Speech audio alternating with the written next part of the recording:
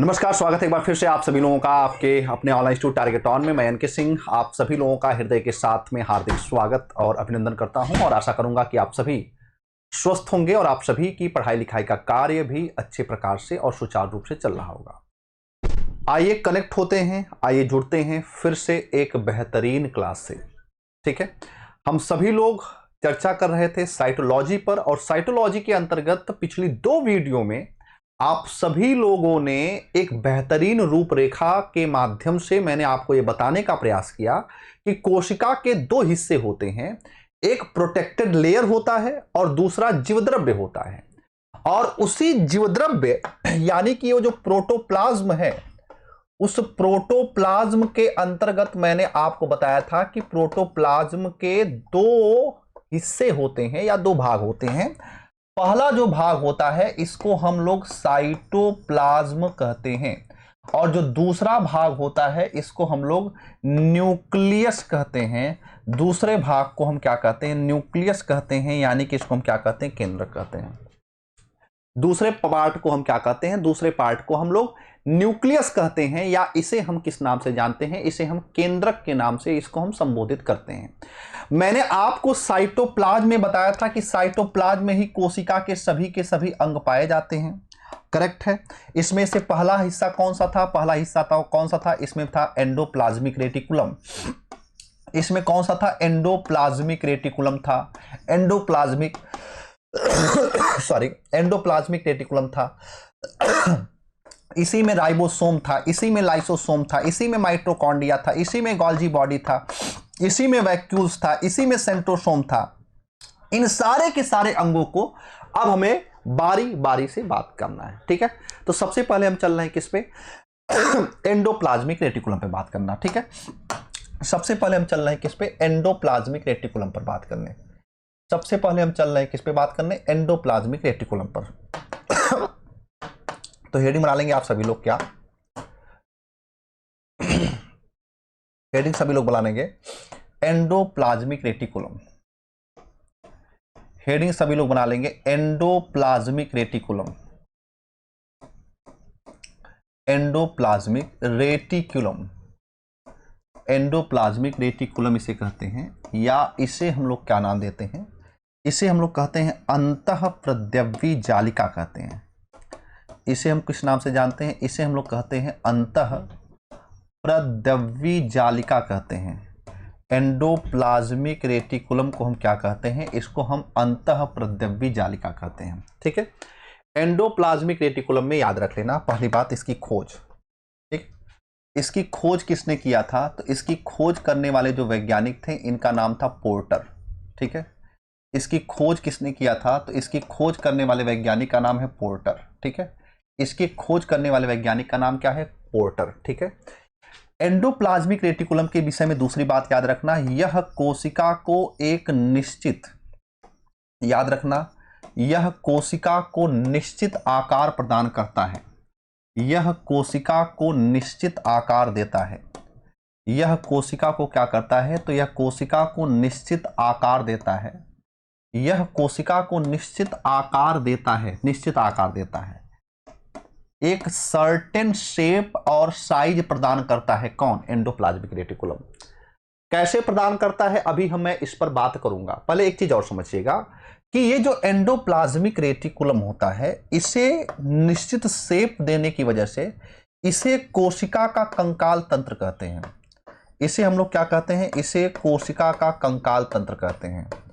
इसे हम लोग क्या कहते हैं? इसे कोशिका का कंकाल तंत्र कहा जाता है। इसे कोशिका का स्केलेटन कहते हैं। इसे कोशिका का क्या कहते हैं?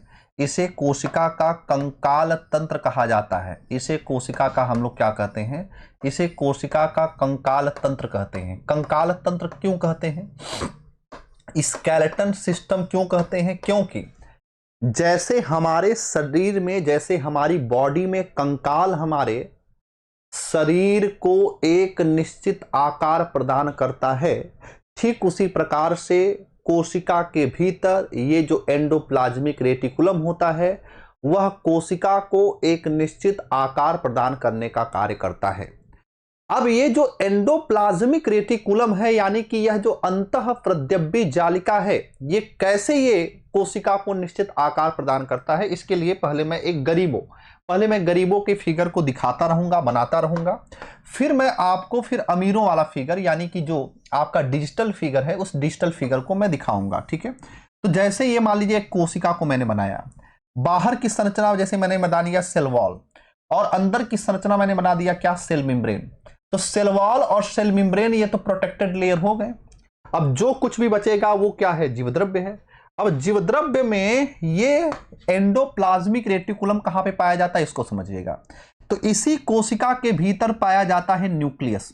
इसी कोशिका के भीतर पाया जाता है क्या, न्यूक्लियस पाया जाता है, यानी कि केंद्रक पाया जाता है। और इसी केंद्रक के चारों ओर अगर आप देखेंगे तो ये एंडोप्लाज्मिक रेटिकुलम ऐसे पाया जाता है। एंडोप्लाज्मिक रेटिकुलम की कंडीशन ये होती है, ऐसे इस तरीके से, इस आकार में, या आप कह सकते हैं इस शेप में ये एंडोप्लाज्मिक रेटिकुलम क्या होता है, पाया जाता है। इस शेप में एंडोप्लाज्मिक रेटिकुलम क्या होता है, पाया जाता है। जैसे ये दोनों हमारे हथेलियां हैं, इनके बीच में अगर ये पेन है तो ये क्या है, ये दोनों हथेलियां एक दूसरे से कनेक्ट नहीं होती हैं, ये दोनों हथेलियां एक दूसरे से जुड़ती नहीं हैं। वैसे ही ये जो एंडोप्लाज्मिक रेटिकुलम होता है, ये केंद्रक और सेल मेम्ब्रेन को आपस में क्या होता है, कनेक्ट नहीं होने देता है।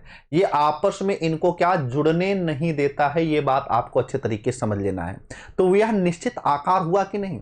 अगर इसको हटा दीजिए आप, एंडोप्लाज्मिक रेटिकुलम के यहां से हटाइए, तो ये क्या होगा, ये इधर दब जाएगा, ये इधर दब जाएगा। इसको हटा देंगे तो ये इधर दब जाएगा, इसको आप हटा देंगे तो इधर दब जाएगा, या केंद्रक जो है इधर उधर डुलमुल डुलमुल होने लगेगा। तो कहने का मतलब है कोई निश्चित आकार नहीं रह जाएगा। जैसे हमारी हड्डियों को निकाल दिया जाएगा तो हम सभी लोग मांस की एक गठरी में क्या हो जाएंगे, बंद हो जाएंगे। तो हमारा भी कोई निश्चित आकार नहीं रहेगा। तो ठीक उसी प्रकार से ये काम कौन करता है, एंडोप्लाज्मिक रेटिकुलम करता है। इसी वजह से एंडोप्लाज्मिक रेटिकुलम को कोशिका का क्या कहते हैं, कंकाल तंत्र कहते हैं। करेक्ट है। अब एक बात और समझना, ये जो एंडोप्लाज्मिक रेटिकुलम होता है, यानी कि ये जो ER होता है, ये ER दो प्रकार का होता है। एंडोप्लाज्मिक रेटिकुलम जो होता है कितने प्रकार का होता है, तो ये दो प्रकार का होता है। ठीक है, एक जो पहला प्रकार होता है एंडोप्लाज्मिक रेटिकुलम का, ठीक है, इसको हम क्या कहते हैं, इसको हम कहते हैं स्मूथ एंडोप्लाज्मिक रेटिकुलम। पहला प्रकार कौन सा होता है, पहला प्रकार होता है स्मूथ। ठीक है, पहला प्रकार होता है स्मूथ एंडोप्लाज्मिक रेटिकुलम। और दूसरा क्या होता है, दूसरा होता है रफ। ठीक है, दूसरा क्या होता है, दूसरा होता है रफ एंडोप्लाज्मिक रेटिकुलम। ठीक है, स्मूथ का मतलब होता है चिकनी सतह वाला। ठीक है, आप इसको लिखेंगे क्या, इसको आप बोलेंगे क्या, आप बोलेंगे चिकनी सतह वाला, आप कहेंगे चिकनी सतह। ठीक है, आप क्या कहेंगे, आप इसको कहेंगे चिकनी सतह वाला एंडोप्लाज्मिक रेटिकुलम। ठीक है, इसको आप क्या कहेंगे, चिकनी सतह वाला एंडोप्लाज्मिक रेटिकुलम आप कहेंगे। और यहां पे आप क्या कहेंगे, इसको खुरदुरी सतह वाला एंडोप्लाज्मिक रेटिकुलम। खुरदुरी सतह वाला एंडोप्लाज्मिक रेटिकुलम, खुरदुरी सतह वाला एंडोप्लाज्मिक रेटिकुलम, खुरदुरी सतह वाला एंडोप्लाज्मिक रेटिकुलम। ये दो प्रकार के एंडोप्लाज्मिक रेटिकुलम पाए जाते हैं। ठीक है, अब ध्यान समझना, जैसे एंडोप्लाज्मिक रेटिकुलम को थोड़ा सा और अगर मैं जूम आउट करूं, ठीक है, जैसे मैंने कहा था क्या, किस तरीके से पाया जाता है, इसी प्रकार से पाया जाएगा। तो जिस एंडोप्लाज्मिक रेटिकुलम की सतह पर, जिस एंडोप्लाज्मिक रेटिकुलम की क्या सतह पर एक दानेदार संरचना पाई जाती है, जैसे एंडोप्लाज्मिक रेटिकुलम की सतह पर यह दानेदार संरचना पाई जा रही है, तो जिस एंडोप्लाज्मिक रेटिकुलम की सतह पर ये दानेदार संरचनाएं दिखाई देती हैं, उसको हम क्या कहते हैं, इसको हम कहते हैं एंडोप्लाज्मिक रेटिकुलम। इसे हम लोग किस नाम से जानते हैं, इसे हम कहते हैं एंडोप्लाज्मिक रेटिकुलम। इसे हम क्या कहते हैं, इसे हम कहते हैं एंडोप्लाज्मिक रेटिकुलम कहते हैं। इसे हम लोग क्या कहते हैं, इसे हम लोग कहते हैं एंडोप्लाज्मिक रेटिकुलम, इसे हम एंडोप्लाज्मिक रेटिकुलम कहते हैं। और ये जो दानेदार संरचना पाई जाती है, इस दानेदार संरचना को हम लोग क्या नाम देते हैं, इसको हम लोग बोलते हैं राइबोसोम। इसे हम क्या कहते हैं, इसे हम बोलते हैं राइबोसोम। इसे हम क्या बोलते हैं, राइबोसोम। तो कुल मिलाकर के जिस एंडोप्लाज्मिक रेटिकुलम की सतह पर ये राइबोसोम पाए जाएंगे, वह एंडोप्लाज्मिक रेटिकुलम खुरदुरा हो जाएगा। वो कैसा हो जाएगा, वो खुरदुरा हो जाएगा, वो रफ हो जाएगा। तो कहने का आशय ये है, कहने का मंतव्य ये है कि ये जो रफ एंडोप्लाज्मिक रेटिकुलम होता है, इसमें याद रखना, इसमें राइबोसोम के कण पाए जाते हैं। आपसे ये सवाल पूछा गया है कि राइबोसोम के कण जो होते हैं, वो राइबोसोम के कण जो होते हैं किस एंडोप्लाज्मिक रेटिकुलम पर पाए जाते हैं। तो आप बताएंगे कि राइबोसोम के कण जो होते हैं ये रफ एंडोप्लाज्मिक रेटिकुलम पर पाए जाते हैं, यानी कि वह खुरदुरी सतह वाले एंडोप्लाज्मिक रेटिकुलम पर पाए जाते हैं। और दूसरी बात याद रखना, राइबोसोम क्या है, राइबोसोम प्रोटीन निर्माण की फैक्ट्री से कहा जाता है, अभी आगे हम डिस्कशन करेंगे। तो मतलब ये प्रोटीन निर्माण की फैक्ट्री इस खुरदुरी वाले पर है, तो इसका मतलब ये है कि यह प्रोटीन संश्लेषण में भी सहायक होगा। इसका मतलब ये क्या है, यह प्रोटीन संश्लेषण में भी सहायक है। यह क्या है, तो यह प्रोटीन संश्लेषण में सहायक है।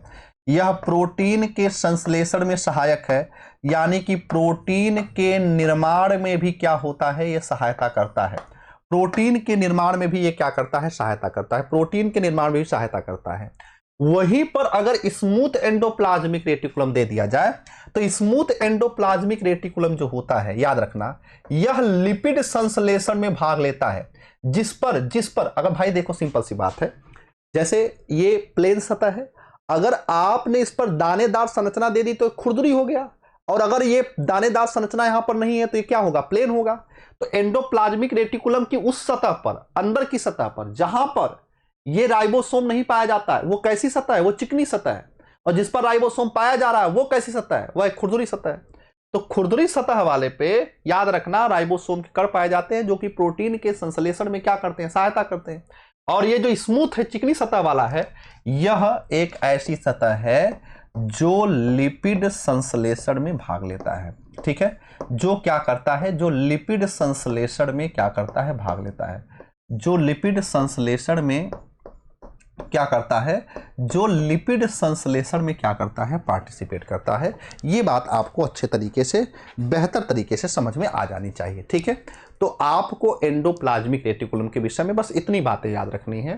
पहली बात, इसकी खोज किसने किया था, तो पोर्टर ने किया था। दूसरी बात, यह कोशिका को क्या करता है, एक निश्चित आकार प्रदान करता है। तीसरी बात क्या है, इसे कोशिका का क्या कहते हैं, कंकाल तंत्र कहते हैं। चौथी बात क्या है, इसको स्मूथ एंडोप्लाज्मिक रेटिकुलम और रफ एंडोप्लाज्मिक रेटिकुलम में इसको डिवाइड किया जाता है। स्मूथ एंडोप्लाज्मिक रेटिकुलम क्या होता है, लिपिड संश्लेषण में भाग लेता है। और रफ एंडोप्लाज्मिक रेटिकुलम क्या करता है, राइबोसोम के कण इस पर पाए जाते हैं और प्रोटीन संश्लेषण में क्या करता है, सहायता करता है। इतनी बातें आपको याद होनी चाहिए, जो कि एंडोप्लाज्मिक रेटिकुलम के लेकर के महत्वपूर्ण है। ठीक है, आशा करूंगा यहां पे कोई समस्या आपको नहीं हुई होगी।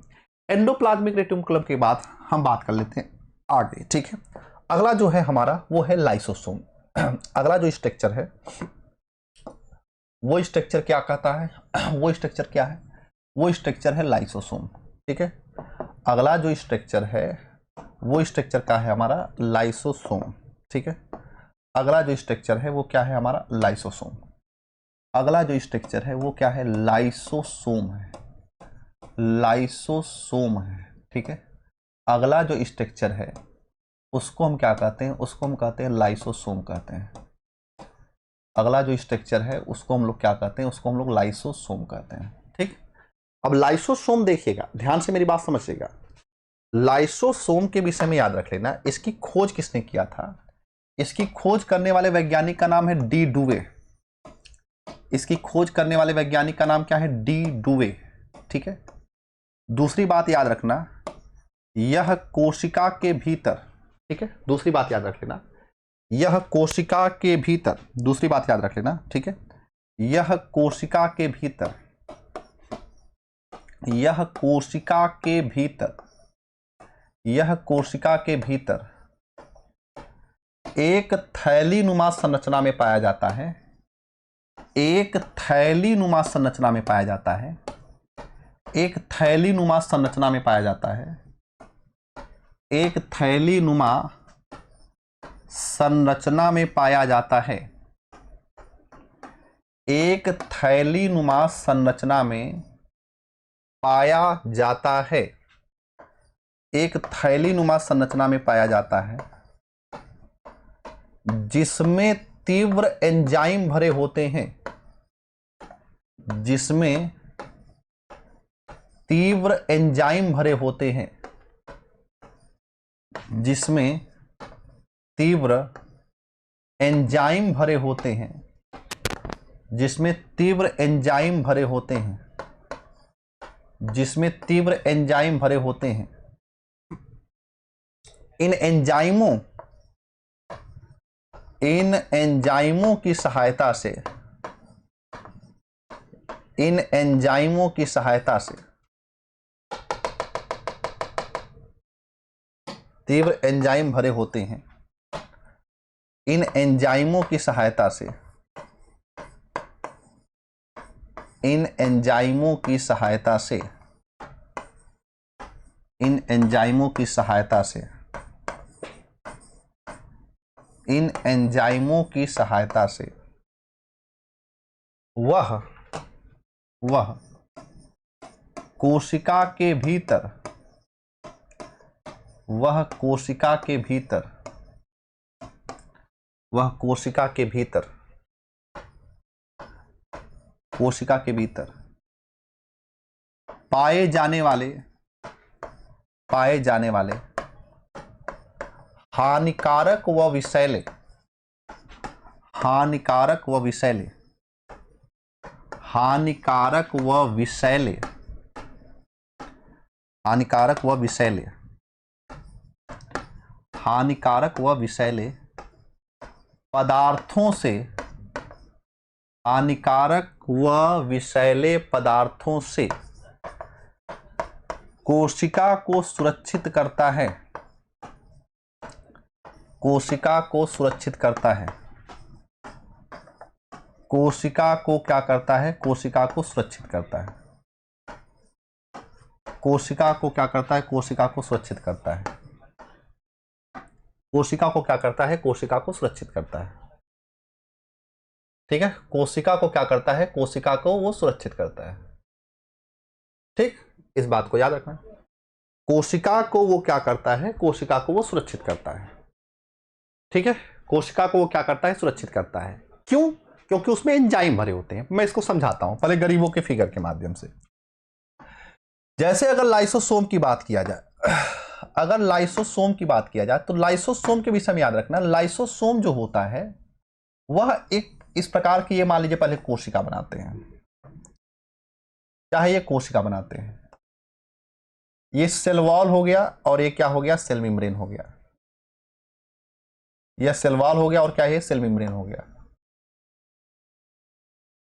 ये सेल वॉल हो गया, ये सेल मेम्ब्रेन हो गया। ठीक है, ये बात याद रखना। अब इसमें क्या होता है, इसमें थैलीनुमा स्ट्रक्चर पाया जाता है, इसमें थैलीनुमा स्ट्रक्चर पाया जाता है। और इस थैलीनुमा स्ट्रक्चर में क्या भरे होते हैं, इस थैलीनुमा स्ट्रक्चर में भरे होते हैं एंजाइम। इस थैलीनुमा स्ट्रक्चर में क्या भरे होते हैं, एंजाइम भरे होते हैं। पहले इसको, इस चीज को समझो। एंजाइम क्या होते हैं, एंजाइम प्रोटीन होते हैं।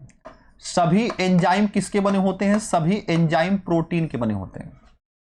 और एंजाइम के अंदर एक क्षमता होती है कि वह किसी भी चीज को डाइजेस्ट कर सकता है, किसी भी चीज को पचा सकता है।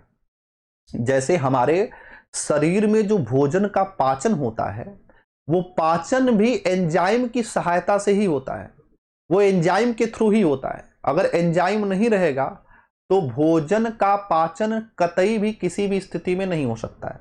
तो भोजन का यदि पाचन कराना है तो आपको क्या करना पड़ेगा, एंजाइम का सहारा लेना पड़ेगा।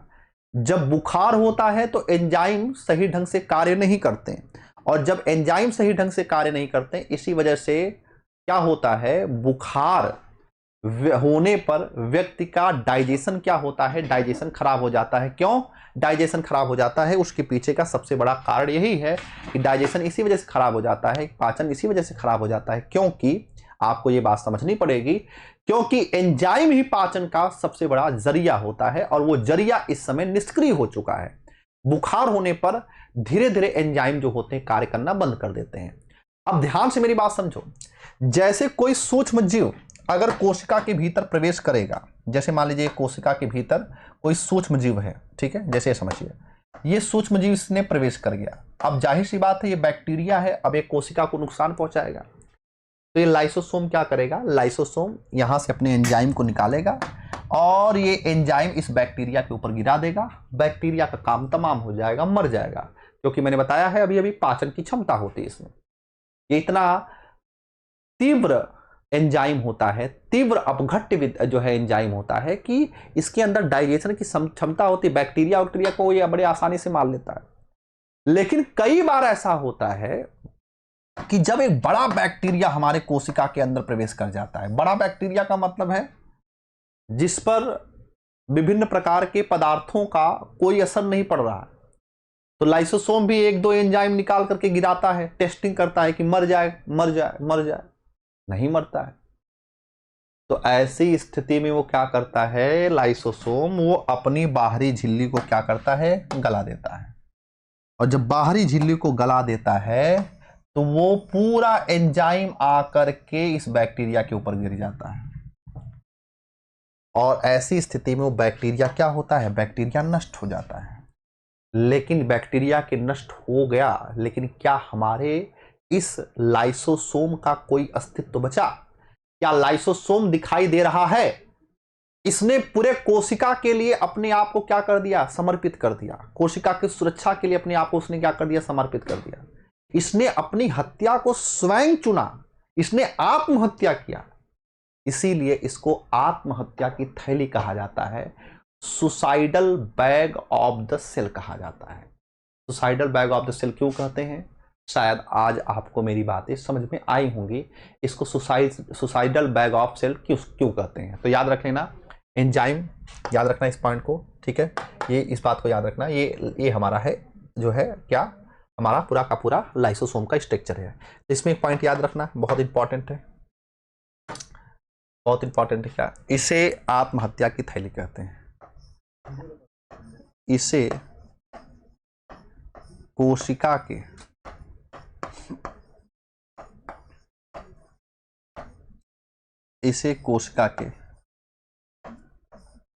आत्महत्या की थैली कहते हैं।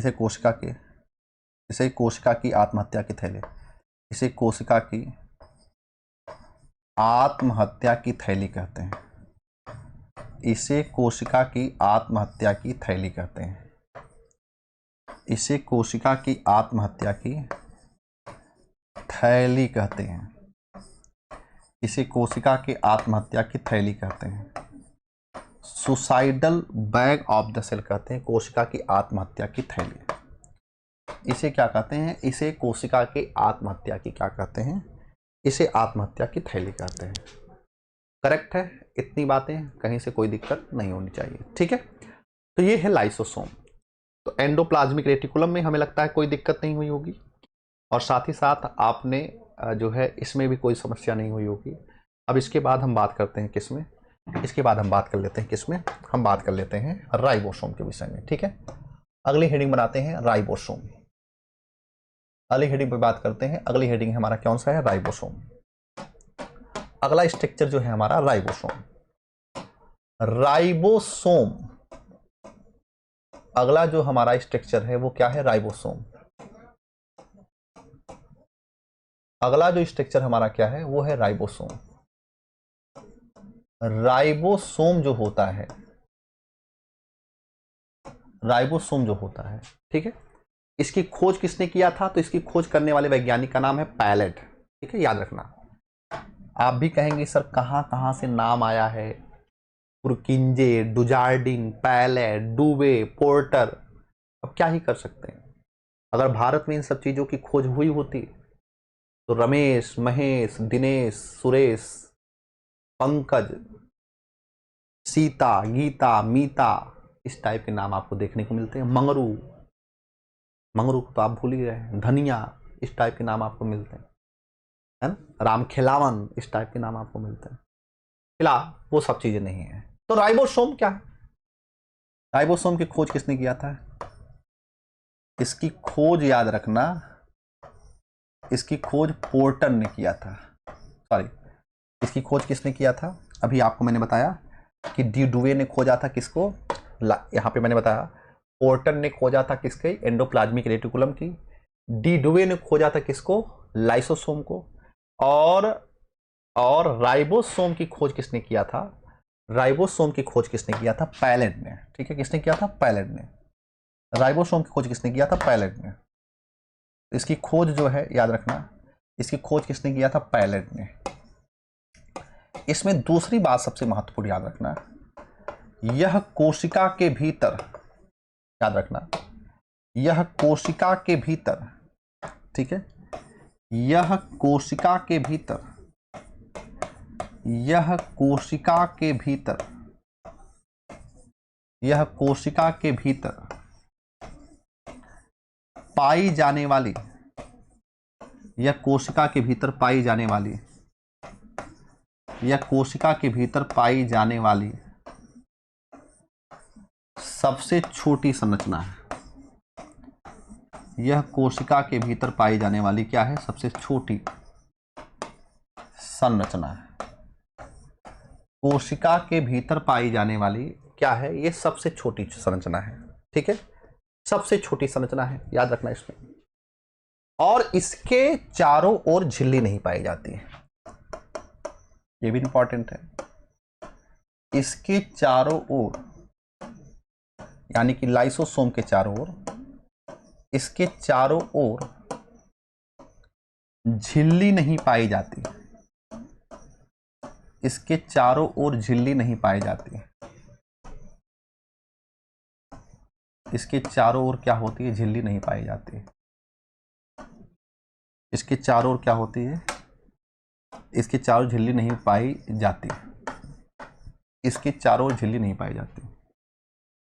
ठीक है, इसके चारों ओर झिल्ली नहीं पाई जाती। इसके चारों ओर झिल्ली नहीं पाई जाती।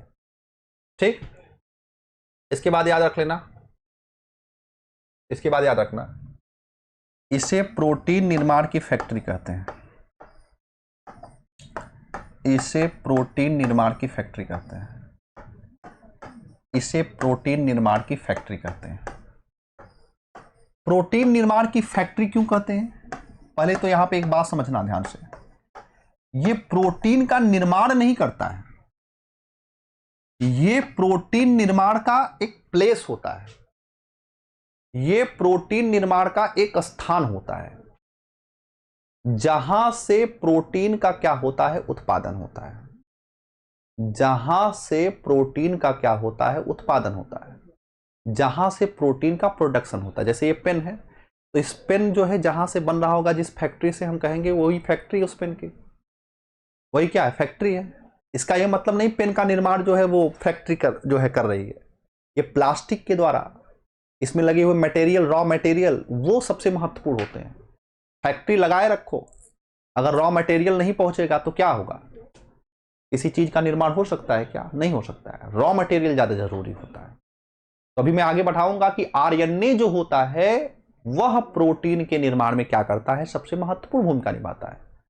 वह प्रोटीन के निर्माण में क्या करता है? सबसे महत्वपूर्ण भूमिका निभाता है। तो इसी प्रोटीन निर्माण क्या कहते हैं? फैक्ट्री कहते हैं। इसे प्रोटीन निर्माण की क्या कहते हैं? फैक्ट्री कहते हैं। ठीक, इसके बाद याद रख लेना, इसके दो प्रकार होते हैं। इसके क्या होते हैं? इसके दो प्रकार होते हैं। एक जो होता है इसको हम बोलते हैं क्या? 70S।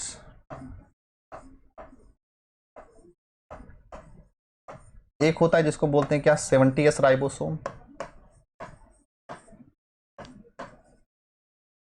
एक होता है 70S राइबोसोम और एक होता है 80S राइबोसोम। एक होता है 80S राइबोसोम। एक होता है 70S राइबोसोम, एक होता है 80S राइबोसोम। 70S राइबोसोम याद रखना प्रोकैरियोटिक सेल में पाई जाती है। प्रोकैरियोटिक सेल में पाई जाती है। और ये 80S याद रखना, ये यूकैरियोटिक सेल में पाई जाती है। यूकैरियोटिक, प्रोकैरियोटिक, यूकैरियोटिक, दो कोशिकाएं होती हैं। अभी इस पर डिस्कशन हमें विस्तृत रूप से करना है। जब प्रोकैरियोटिक पर मैं बताऊंगा तो वहां बताऊंगा कि एक ऐसी कोशिका जिसमें कैरियन प्रोकैरियोटिक दो शब्दों से मिलकर बना है, एक प्रो और एक कैरियन। कैरियन का मतलब होता है केंद्रक, प्रो का मतलब है प्राथमिक। तो ऐसी कोशिका जिसमें केंद्रक प्राथमिक अवस्था में है, अनडेवलप फॉर्म में है, इमेच्योर है, या तो केंद्रक पाया जा रहा है या तो नहीं पाया जा रहा है, तो ऐसी कोशिकाओं को हम क्या कहते हैं? प्रोकैरियोटिक कहते हैं। और जिसमें पाया जाता है, वेल डिफाइंड होता है, डेवलप होता है, विकसित होता है, उसको हम क्या कहते हैं? यूकैरियोटिक सेल कहते हैं। तो हम लोगों में, विकसित जीवधारियों में, सब में क्या होता है? सब में याद रख लेना, एटीएस पाया जाता है। कितने प्रकार कौन सा पाया जाता है? एटीएस प्रकार का पाया जाता है।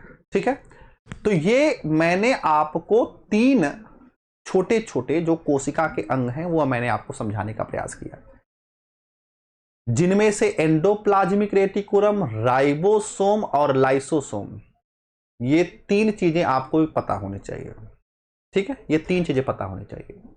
अब इसके आगे जो माइटोकॉन्ड्रिया है, इसके आगे जो हमारा गोल्जी बॉडी है, इसके आगे जो हमारा अन्य जो कोशिका के अंग हैं, उस पर अभी हमें चर्चा करना क्या है? शेष है। अभी हमें उस पर बात करना क्या है? शेष है। ठीक है, तो हम अगली वीडियो में जब मुखातिब होंगे, बात करेंगे, तो हम माइटोकॉन्ड्रिया के विषय में, माइटोकॉन्ड्रिया के विषय में, प्लास्टिड जो कि एक बहुत महत्वपूर्ण हिस्सा होता है कोशिका का, जिसमें हरित लवक भी आता है। एक्चुअली क्या है? प्लास्टिड 3 हिस्से होते हैं, क्रोमोप्लास्ट, ल्यूकोप्लास्ट और क्लोरोप्लास्ट। तो क्रोमो, ल्यूको और क्लोरो, यानी कि वर्डी लवक, अवर्डी लवक और हरित लवक, ये तीनों प्रकार के लवक को हमको बाकायदा अच्छे तरीके से पढ़ना पड़ेगा। तो एक दिन कम से कम लवक को पढ़ाने में लगेगा, एक दिन कम से कम माइटोकॉन्ड्रिया को पढ़ाने में लगेगा। हर एक कोशिका के अंगों पर, मतलब इन दोनों में जो कि सबसे महत्वपूर्ण अंग है, कम से कम जो है 50 मिनट 40 मिनट की इसमें क्लास होगी। तो इस पर हम बात करेंगे नेक्स्ट वीडियोज में। ठीक है, आशा करूंगा कि मेरी बातें आपको अच्छे तरीके से समझ में आई होंगी। बहुत बहुत आप सभी का आभार, धन्यवाद। थैंक यू, नमस्कार, जय हिंद।